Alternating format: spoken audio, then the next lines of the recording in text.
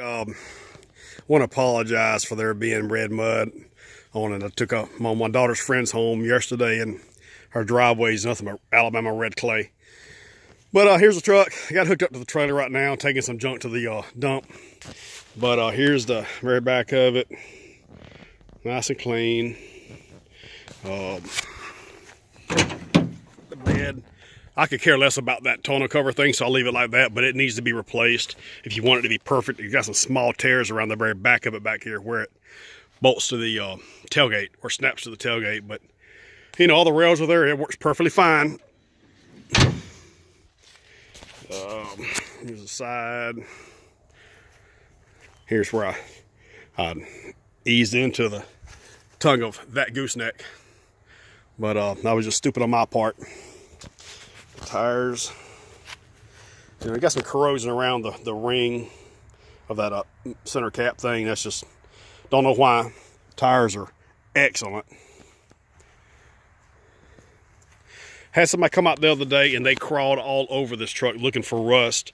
They actually brought a creeper and got up underneath it looking everywhere, and he didn't find anything substantial whatsoever, just some surface rust on some body mounts or whatever. So they were from Michigan, and they were very in tune with, you know, trucks rusting, and they checked it out very, very, very well. So I'm gonna go ahead and tell you, the truck doesn't have any rust on it, you know, according to what they said. They would have told me, I would assume. I've got new headlight assemblies. They're just, you know, weathered, but I've got new assemblies for both sides.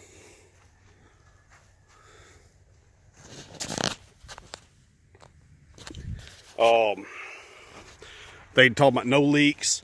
I park on concrete, and after I've driven for quite a while, I've relocated the crankcase breather tube away from the front of the motor and down, it just hangs down underneath the motor, and maybe one drop of oil will come out of that after it sits for quite a while, and that's just the crankcase ventilation. Perfectly normal.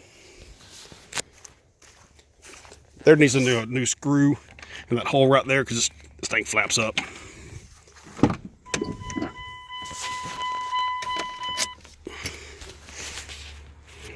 Driver's door. The seat is not torn or anything, just this cushion is just getting soft. So, you know, what the easy fix is to take the cover off and put a new cushion in it, or just add to it from a, you know, for like a upholstery shop.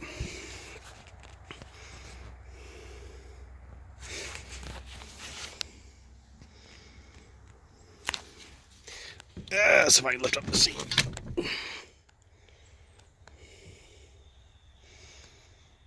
I added some Freon to it about a year ago, and because it was not keeping the compressor cycle correctly, but I added it once and that was it. Got one light bulb out right there.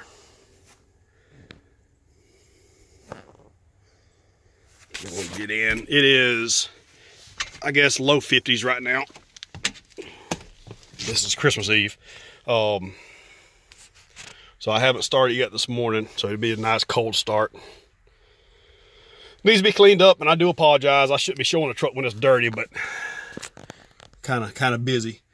The dash, you won't find one of these without the cracked dash.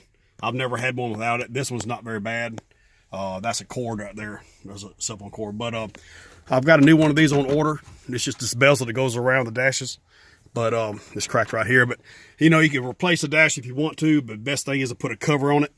That way you ain't gotta worry about it again. All right, let's start it up.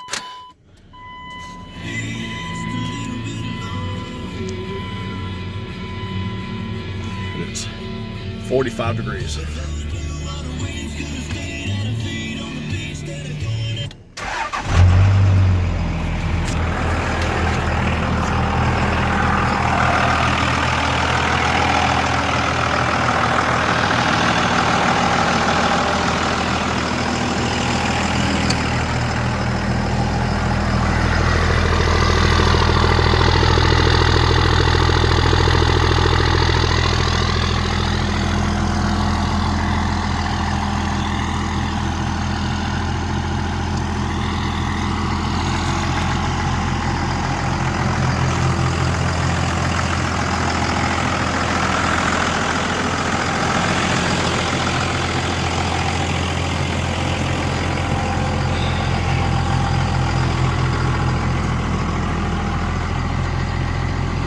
I would go underneath it, there's just nothing substantial to talk about. Everything is fine underneath the truck.